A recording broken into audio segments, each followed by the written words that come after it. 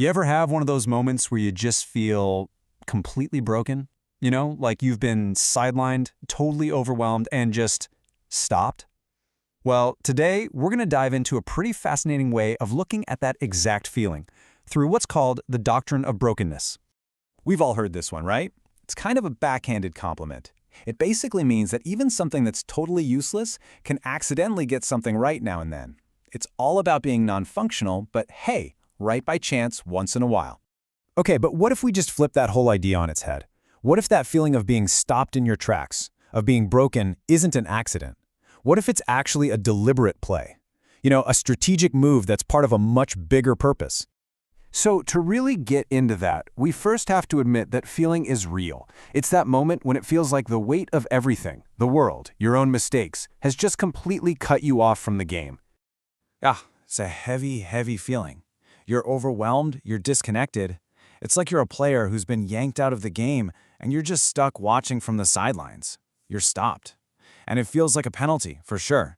But the big question is, why? Why does this happen? And this is where we get to the coach's playbook. This is the heart of the argument, really.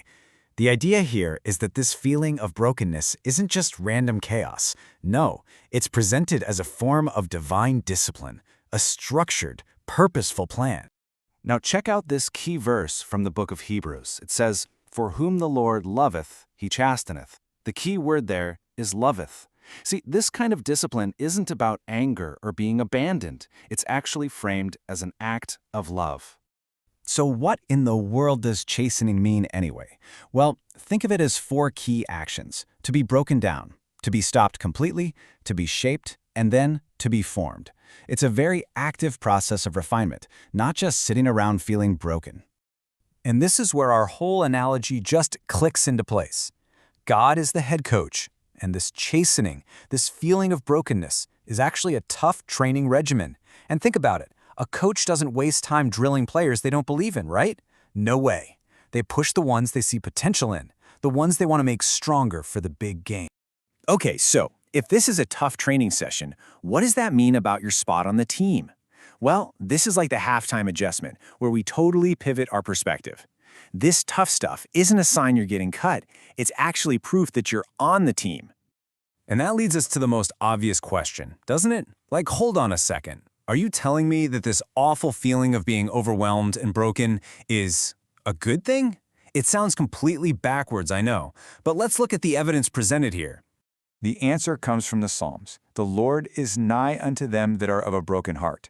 That word nigh just means near. So in those moments when you feel the most broken, God isn't far away, disappointed in you.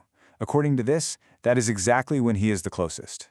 And this ties right back to that verse in Hebrews. The scripture literally says, God deals with you as with sons. So getting that discipline, that chastening, is the very sign that you belong. It's the confirmation that you're not an outcast. You are on the roster. So if being a broken clock isn't the real danger, then what is? This is where we get this really powerful counter-analogy. The real penalty, the thing to really worry about, isn't being a broken clock. It's being an unset clock. And Scripture is, incredibly direct about this. It says, if you are without that chastisement, without that divine discipline, then are ye bastards and not sons. In our analogy, it means you're not really on the coach's team at all. You're just kind of running around on your own, with no guidance, no correction. And here is the absolute crucial difference. A broken clock? It's stopped. It allows for a hard reset, a moment to get things right. And hey, it's actually correct twice a day. But an unset clock, it's always running, but it is always wrong. It's in constant motion, but it's never, ever accurate. And wouldn't you know it, there's a verse for that too. The person who is like an unset clock is ever learning and never able to come to the knowledge of the truth. Just think about that for a second. Always busy, always consuming stuff, always moving, but totally lost. Always too early or too late, just constantly missing the mark. All right, let's bring it all home. What's the final play here? What's the one big idea you should walk away with after all of this? Let's break it down really quick. First, that feeling of being broken, it feels like a penalty, but it's not.